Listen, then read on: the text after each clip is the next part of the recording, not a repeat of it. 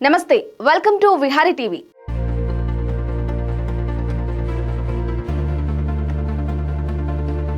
ఒకవైపు మైక్రోసాఫ్ట్లో ఉద్యోగం చేస్తూనే తన MBA విద్యని 1997లో University of Chicago Booth School of బిజినెస్లో పూర్తి చేశాడు. 2000 సంవత్సరంలో మైక్రోసాఫ్ట్ సెంట్రల్ వైస్ ప్రెసిడెంట్గా ఎంపికైన సత్యనాదెన్లా ఆ తరువాత నుండి తన కెరియర్లో వెనుతిరగలేదు. తరువాత cloud and enterprise group executive vice ప్రెసిడెంట్గా ఆయనని నియమించారు. తరువాత బిజినెస్ సొల్యూషన్స్ అండ్ అడ్వర్టైజింగ్ విభాగానికి వైస్ ప్రెసిడెంట్గా, తరువాత బిజినెస్ డివిజన్కి వైస్ ప్రెసిడెంట్గా, రీసెర్చ్ అండ్ డెవలప్మెంట్ విభాగానికి సీనియర్ వైస్ ప్రెసిడెంట్గా ఆయన పనిచేశారు.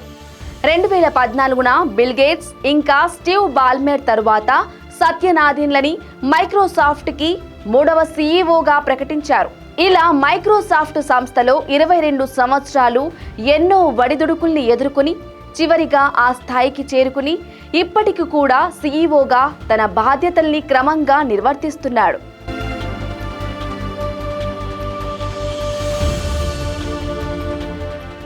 ఎథిక్స్తో కూడిన ఆర్టిఫిషియల్ ఇంటెలిజెన్స్ టెక్నాలజీ ఇంకా సైబర్ నేరగాళ్ల దోపిడీ విషయంలో మైక్రోసాఫ్ట్ మొదటి ప్రాధాన్యత ఇస్తూ భద్రత కల్పిస్తోంది.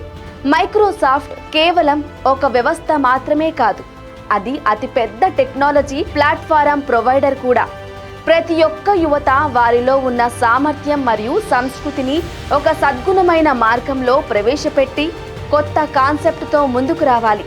కొత్త ఆలోచనల కోసం కొత్త సామర్థ్యం పెంపొందించుకొని యువత ముందుకు కదిలి రావాల్సిన అవసరం ఉందని ఎల్లప్పుడూ యువతని ప్రోత్సహిస్తుంటాడు. విద్యలో మార్పును తేవటానికి టెక్నాలజీ మాత్రమే సమాధానం కాదు అని, విజయం అనేది ఇతరుల పట్ల సానుభూతి కలిగి ఉండే స్వభావం నుండి వస్తుంది అని సత్యనాదెన్లా బలంగా నమ్ముతాడు.